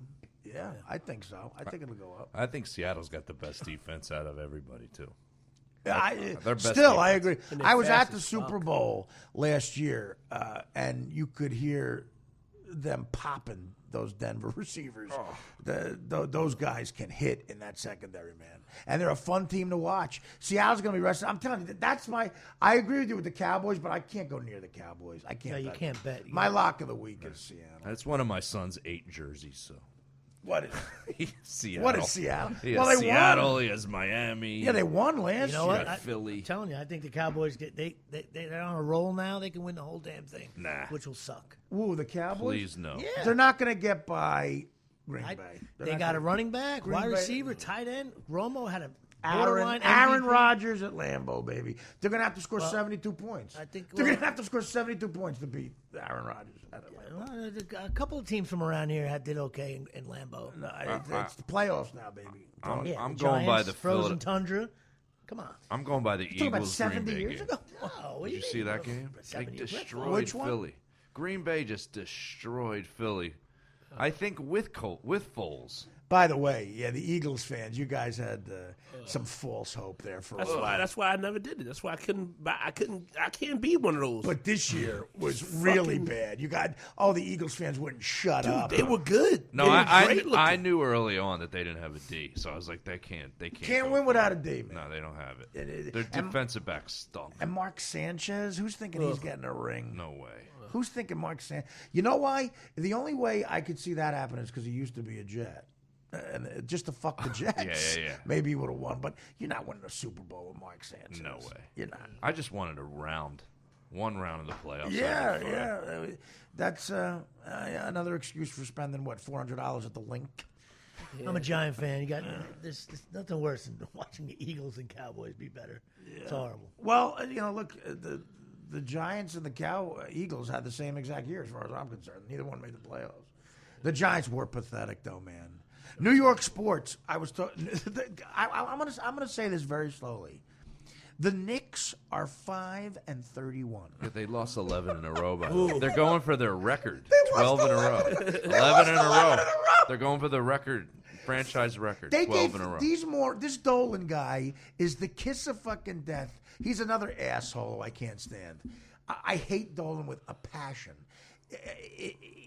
He hires Phil Jackson. And I said this with the Cubs with Theo Epstein. If a guy doesn't suit up and you give him more than $5 million a year, you're a dope. He doesn't play. I don't give a shit what kind of mind he has. He doesn't play the fucking game. Phil Jackson's not even coaching. They're giving him all this money. They are 5-31. Only good hoops team in the area right now is Seton Hall. Hey, I'm a big Pirates fan. But 5-31 is insane. I made the mistake of buying my son Knicks tickets for Christmas. Oh. Going on Martin Luther King Day. Yeah, well. To see the Pelicans. That's always a great game, though, in the afternoon. 5:30. Pelicans Knicks. Well, you know what? Here's how you know you suck. That's a great rivalry, Pelicans. When you only after 35 games, they make that sign. Pelicans Knicks. And there's a team in the league that has less wins than the Knicks. That's mind-boggling. Who? To me. The Sixers. Oh, the They don't Sixers have are four. worse. We have We house went, loss. I'm a Sixers fan, though. Russ Maneve, suck, another comic, took us to Barclays Center. Me and Dan, we saw us, and the reason we got in and got good seats was we played the Sixers. Yeah. The Sixers played the Nets. The Nets beat them 88-70. Nets beat them by 18 points. They scored 70, the Sixers, 70 points against the Nets. They were missing layups. The Sixers were missing fast break layups. That's right. I miss. They're a bad basketball You know what? team. They're bad at the game of basketball. The fish that saved Pittsburgh. Remember that? I miss the old NBA when the Knicks would come in with Ewing, Utah Jazz. They average 120 points a game. Final score: Knicks 86, Jazz 80. I mean, nowadays everybody scores a lot of points. You can't touch anybody. The whole game stinks. That's another Plus thing. the Knicks stink. The basketball too is getting to be all pussy. When they got rid of hand checking, I was You done. can't touch anybody. They Checked call out. foul. Yeah. Jordan's whole career would have been different. Gary Payton would have been a piece of shit. Yeah. That was his whole game was hand checks. Gary Payton was a piece of shit. That's no Stuart Scott. I like Gary Payton. It's another Stuart Scott. Gary Payton was a piece of shit. That's on the list. Gary Payton was a piece of shit. Dig with it. How many Booyah. fouls would Charles Oakley have in the game today? He would foul out with a minute left in the second quarter. Charles Oakley would be in jail. Charles Oakley was the shit. I like watching his fights. Dude, how about Knicks Pelicans? Nick's Pelicans. That is a Pelican name. Your kid is just going to be like Nick's Pelicans. He has baby. no idea that the When did Knicks are Pelicans- terrible. How did that name get approved? They should be able to change names. At least Oh, it's the not Pelicans. racist. It's not racist like Redskins. Come on, Pelicans. All right, well, that's it. Basically, lock of the week to me is Seattle, given 11.5. I think that line will change and get higher anyway. A lot of people take it. Carolina does not belong there. And Cam Newton is flimsy, believe me. You know what? The people that have made a living off your locks over the years are just... Exactly. Fool. Some guys in Nutley have Bentleys. On Artie is lock of the week. We remember the Air Force. Artie, remember the Air Force bet 100 years ago? I got good information. I just Artie got the calls wrong me way. up at 7 a.m. Jimmy, I got some information. It's a lock. I got good information. Air Force getting 9 or giving 9, whatever it was. They scored 90 points a game. They lost 37-0. No. No, I was told that Air Force was only going to score 13 points. You wanted $500 from me. I had $10 in my name. Ole Miss was going to score 30. Anyway, I bet the other way because I was getting 13-0. They lost 13-0. So what about the Pelicans? Who's locked in for Knicks Pelicans? What do you got? Oh, I don't even know that. What's going on? What's going on? Well, the Pelicans are like they're Knicks 500. Pelicans. Believe it or Who not. cares? I like this voice though. Who were the Pelicans, though? Knicks, What team Pelicans. were they? I don't know. They're in New Orleans. I don't know. No, so they were the New Orleans Jazz, and before that they were... No, The Hornets? Hornets, yeah. Now the Hornets are back in Charlotte. See, the whole thing stinks. You can't have different shirts, Pelicans, Hornet. Get that. It's all bullshit. Yeah, no, that's a bad name for a sports team, Pelicans. I should have went hockey with Some the of that ticket. Pelican defense. Do the bird sound. Should have took. I still think there's the Winnipeg Now, Jets. That's coming great. into the stadium, give it up for your Pelicans. What? Worst shit ever. What? No, that's like what a non-intimidating sound for a charge. All right, we're gonna take a break. For the final segment, we are gonna have phony phone calls. Rod from Bayside will take center stage, and while Joe is picking up Luke from the bus, Rod will play some old calls, some new calls, and wrap this up. Can I do a couple of plugs for And myself? Because I have to leave now. No, plug, Joe. Go. So I should plug. So follow me on Twitter at the Joe Matarese, and let's what? Whoa, geez, I should plug a gig. Come and see me open for Artie. Let's No, plug you an don't have Artie to plug gig. that. Well, dude, because I'm going to plug that at the end. So you plug whatever you want. All right. Well, I got to look at my date book. You mean Sayreville, January 17th at the Starland Ballroom? Starland Ballroom? Yeah. With Chris Cotton, by the way. The three of us will be These are there. tough gigs to plug. I don't really have like a. Thanks for preparing. Jeez. No, I have all city stuff. You can't plug city stuff. It's just a waste, Towny stuff. right? So I don't know. Plug whatever you want. Oh, jeez. I'm an idiot. I'm an idiot. Yeah, that'd be funny. I'll plug a temple that I'm doing. Ooh. Come and see Joe at a temple. It's not South Temple Jersey. University. It's a temple. It's a temple, right? Yeah, just follow me on Twitter at the Joe Matarese and check out my web series Fixing Joe on officialcomedy.com. Yes. Yes, all it's I good ask. stuff. I've been on there 14 times, I think. No, it's a good podcast, Fixing Joe. Joe, thanks, man. Thanks for having me, guys. We'll see you again soon. Tomorrow, maybe? I'll be here tomorrow. All right. Back after this, phony phone calls. Rod from Bayside. It's like making that bird noise. That is the most unintimidating.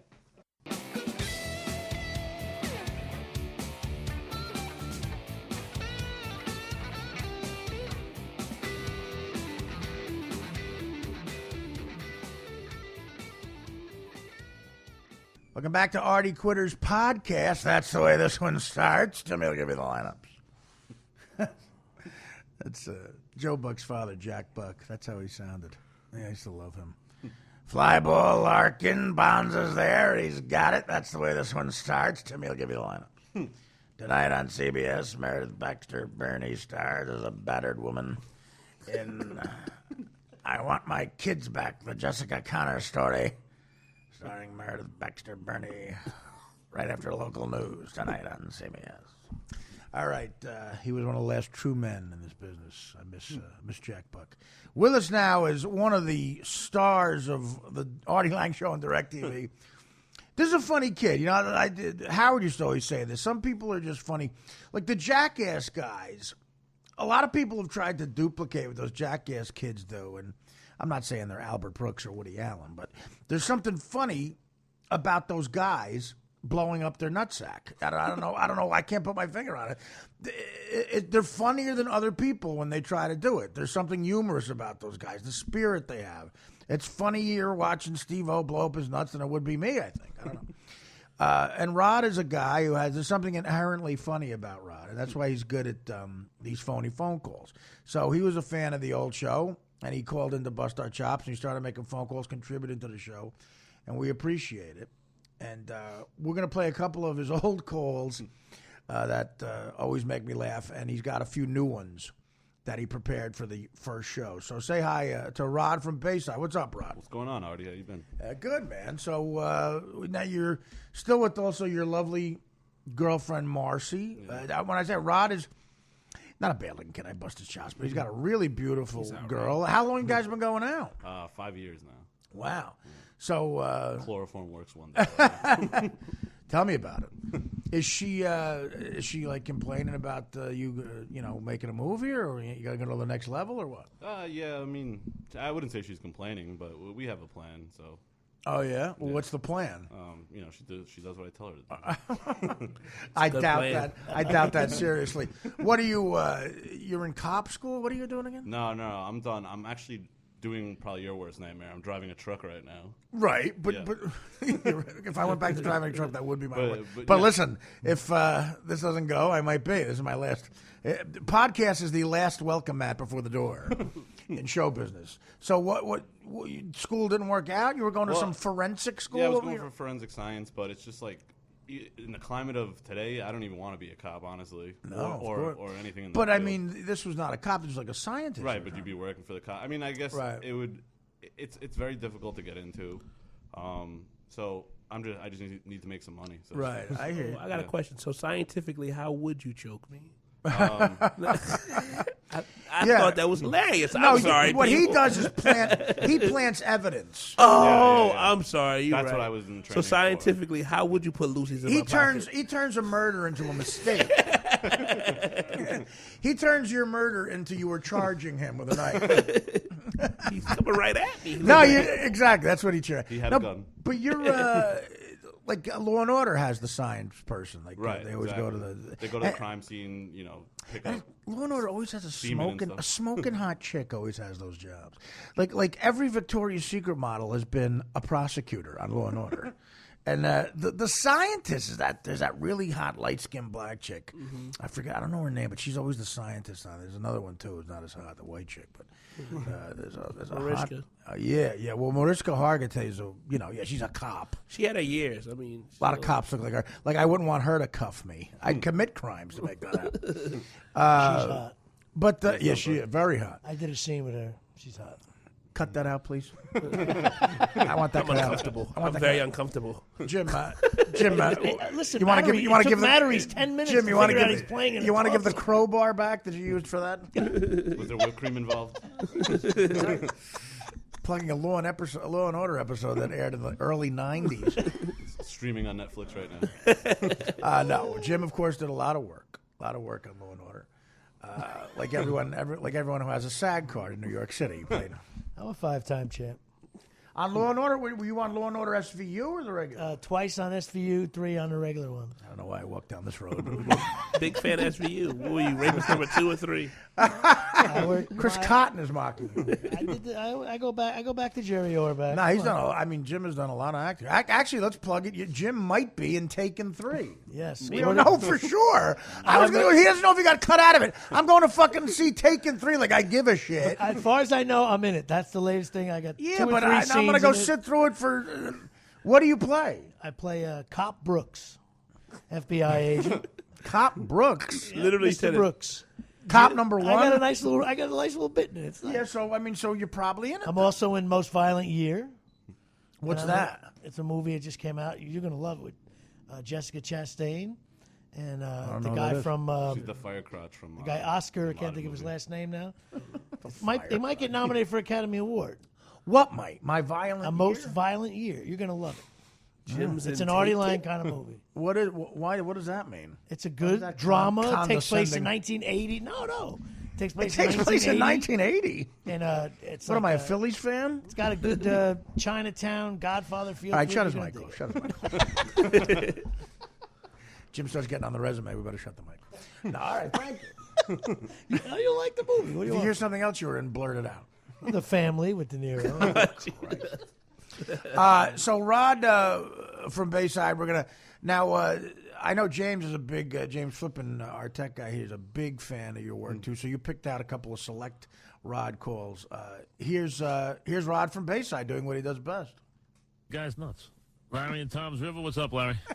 Hey, Mike. I wanted to ask you how you feel about Dan Filato from the Artie Lang Show taking a bologna baton in his duty dumpster. It's there's a guy who just waits, and that's not getting on the air anyway. So you waste your time. It's just wasting Mike, I time. hate You're going to to be tell you. vulgar It got on to the air? impress some other show somewhere. It's not going to get on the air. It's a waste of time. You can't get it on the air. John in Jersey. Mike, it was on the air. How does anybody who has? I want to know the guy who has the job of telling Francesa after the show, Mike, it got on the air. I don't think they tell him. I think they just let him think that. it's First not of getting all, on the air. so that means he's doing a whole rap on the air that's referring to nothing. Right. Like no one knows what he's talking about. Clearly, that's on the air. Yeah. Well, sometimes he goes on for like 5 minutes talking about how it's not getting on the air. Why you got to mention Artie's name for? Play that one more time. I want to hear that rap with the baloney. Guy's nuts. Larry and Tom's River. What's up, Larry? Hey, Mike. I wanted to ask you how you feel about Dan Filato from the Artie Lang Show taking a bologna baton in his duty dumpster. It's there's a guy who just waits, and that's not getting on the air anyway. So you waste your time. It's just wasting your time. You're going to be vulgar. I mean, there was like to baloney baton on his duty dumpster. You know how big of a fuck up that is on the producer's part. That's not a quick. You didn't yell out "fuck," Baba Booey or something. You yell. I mean, baloney baton on your duty dumpster. You had a long, drawn out. That's hilarious. All right, let's hear something. Lamar is calling from Staten Island. Lamar, you're on the fan of New York City. What's happening? Smooth. It's an honor to speak to you, brother. Oh, same here, Lamar, and happy holidays, the whole thing. And a very happy holidays to you, too. What's going on? What can you say? I want to talk about this Dickey trade. Okay. I think the Mets should have gone for the other minor league catcher, Dan Filato, on the Tuscaloosa Turd Cutters, which would pretty much be R.A. Dickey for I Heart Dickey. No, you're gone. See you later. Goodbye. All right. First of all, what? You don't think we've heard this kind of stuff before? We haven't been there. It's a waste of time. You're waiting on hold. You take time from somebody else. It's not funny to begin with. The whole thing. Oh, it's very funny, Steve. Steve, you leave what's funny up to me. Okay, it's the Tuscaloosa Turd. One more time with that. That's Lamar is calling from Staten Island. Lamar, you're on the van in New York City. What's happening? Smooth. Kiss his ass. He Oh, loves same that. here, Lamar, and happy holidays, the whole thing. And a very happy holidays to you, too. What's going on? What can you say? I want to talk about this Dickey trade. Okay. I think the Mets should have gone for the other minor league catcher, Dan Filato, on the Tuscaloosa Turd Cutters. Pretty much be R.A. Dickey for I Heart Dickey. No, you're gone. See you later. Goodbye. You're gone. All right. First of all, what, You're you gone. don't think we've heard this kind of stuff before and we haven't been there? It's a waste of time. You're waiting on hold. You take time from somebody else. It's not funny to begin with, the whole thing. His voice is hilarious. Did you guys ever actually see Steve Summers, what he looks like? Well, I've he's a only New seen a York guy, picture, so you yeah. wouldn't know, Chris, but he's an overnight sports guy in New York. And I around the schmoes. He looks like a guy who had a tracheotomy in the early 70s and lost a bunch of weight from it. And, He's like 95 years old now, right? Oh, unbelievable. Or I see him at auditions, and I have to. It's for sports. Steve announcers. Summers? Imagine At he- audition? And you walk in the room, and it's Steve Albert, Steve Summers. Did you and beat him out me. for Taken 3? Detective number 5. They read for sports announcers, like for radio. I know. spots. Well, yeah. Russo used to talk about. And they Commando lose in out New to York. like jerks like me. Well, because they're not actors.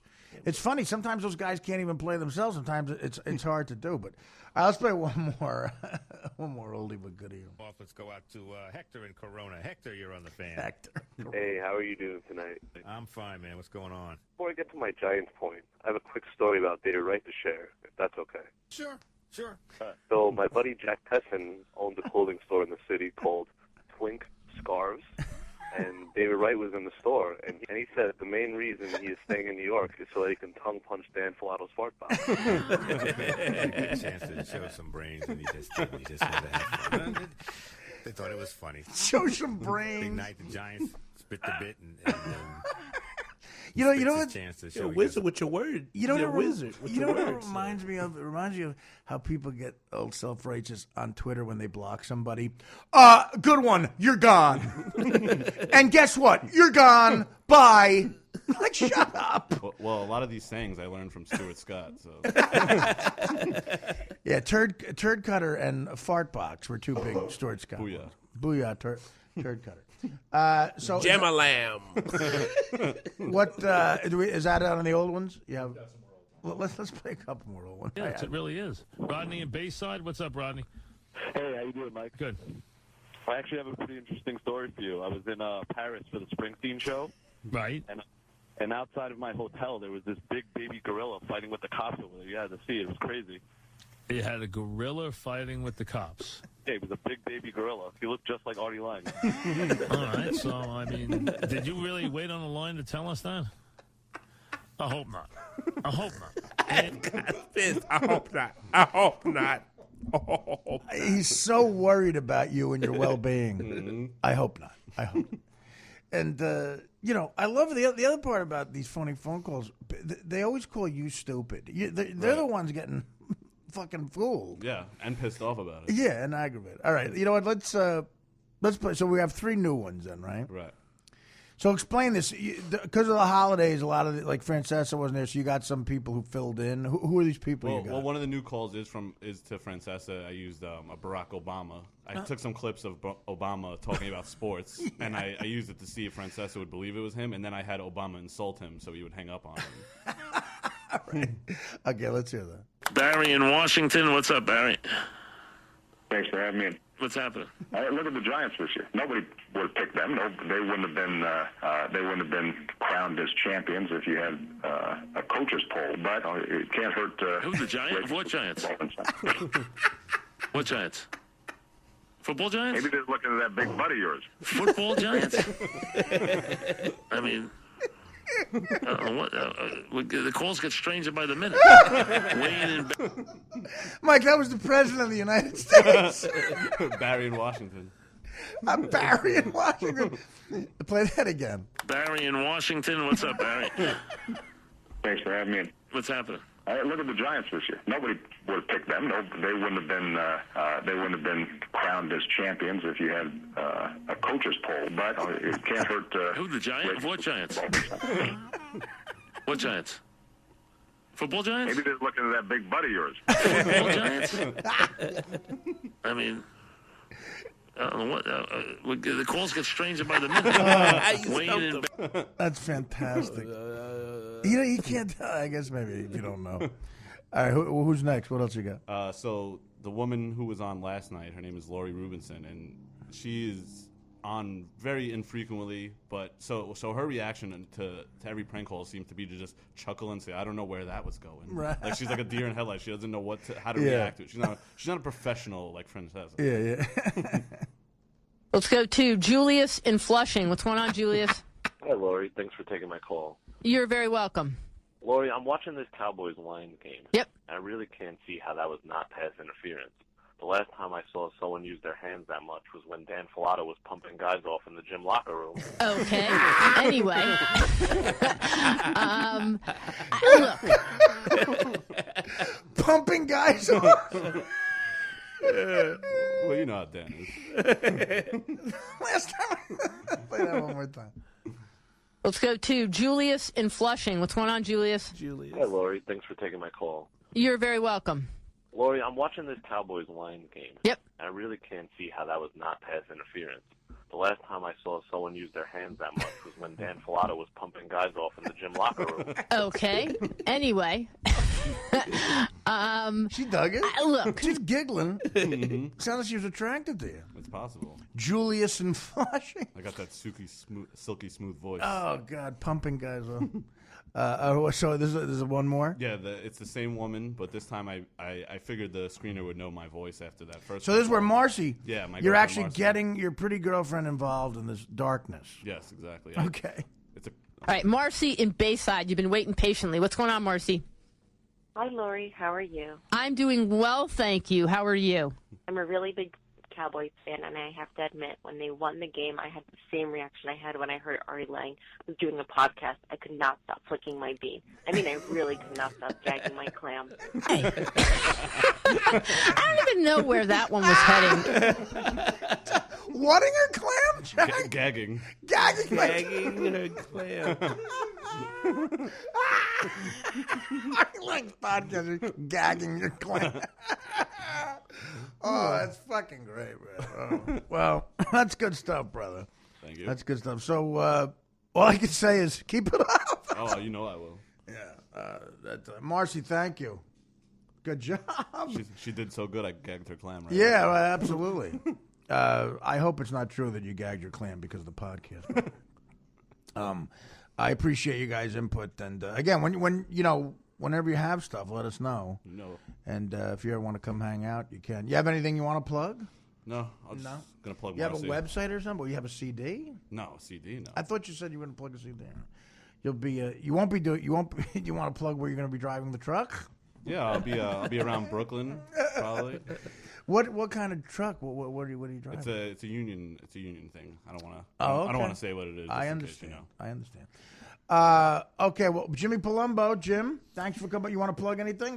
Taken 3? So from what you say, you're in Taken 3. Yeah, I got Taken 3. I'm in Most Violent Year, and I'll be on The Mysteries of Laura with Deborah Messing on January 21st. What do you play in this Violent Year one? I The play one that might Jimmy O, the barber. And I've been in 2 of the director's movies.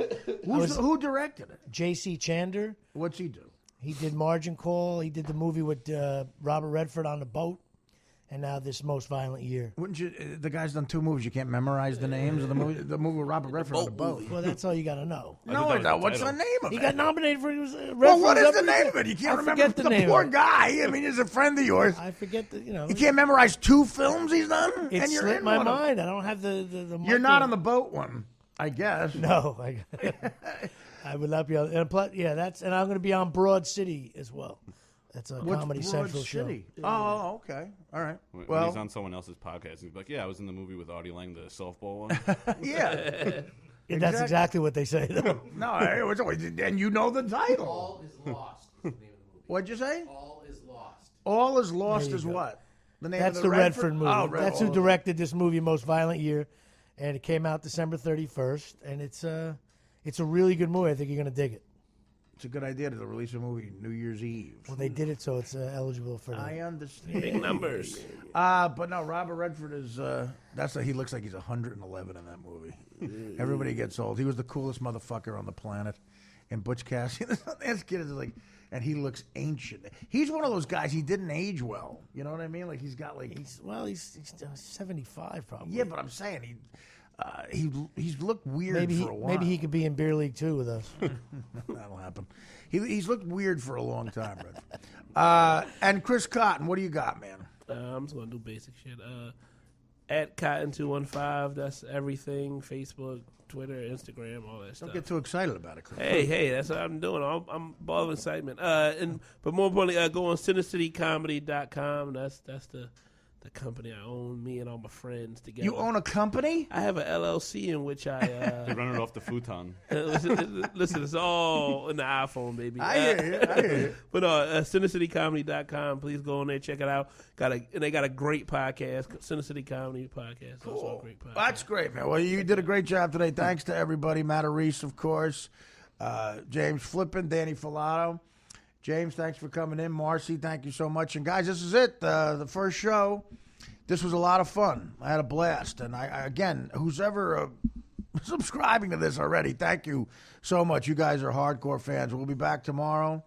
And we're not giving out the phone thing right for now, right? We're not going to do that. But in the future, obviously, we'll have guests, celebrity guests, and we'll be able to take your phone calls in the future, too. We're working all that out, but we wanted the first show to be just kind of a hang. And that's it. This is Artie Quitter. Go to artiequitter.com for more details. January 17th, I'll be at the Starland Ballroom with Matt Reese and Chris Cotton in Sayreville, New Jersey. Check it out. And what's up, Rod? I just want to say at Rod from Bayside on Twitter also. That's what I asked you before. I know, I forgot. I'm an idiot. I forgot. I'm asking for it. At Rod from Bayside Yeah. Twitter. And I guess your phone calls are up there and everything. No, I have a SoundCloud page if you want to check that out. But. Well, yeah. Well, I got to pull this out of him. Yeah. What the fuck? Yeah, what do you got? Well, Plug everything. Just Twitter. At Rod from Bayside. Why not SoundCloud? Well, because that's where I put the calls to give to you guys, so this way nobody hears them before. Oh, all right. Well, that's all right. Believe me, no one's going over there. That's true.